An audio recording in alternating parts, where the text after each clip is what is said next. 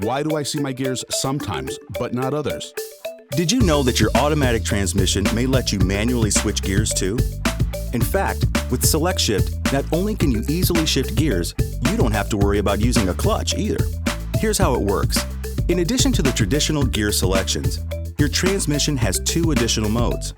Progressive range selection that lets you lock out upper gears when the truck is heavily loaded or when towing on grades, and manual that lets you manually select gears. With your gear shift lever in D, press the minus button to activate progressive range selection. When you do, you'll see the available gears, as well as the current gear indicated on the instrument cluster.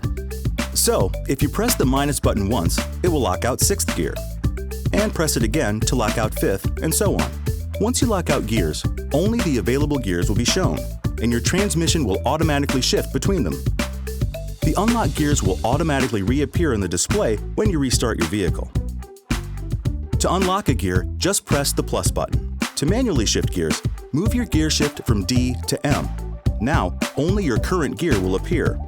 And you can use the plus button to upshift and the minus to downshift. Keep in mind, even though you're manually changing gears, SelectShift will prevent some shifts if your engine speed is too high or if your RPMs are too low. And if you come to a stop while in manual mode, the transmission will automatically downshift to a lower gear for easier acceleration when you drive away.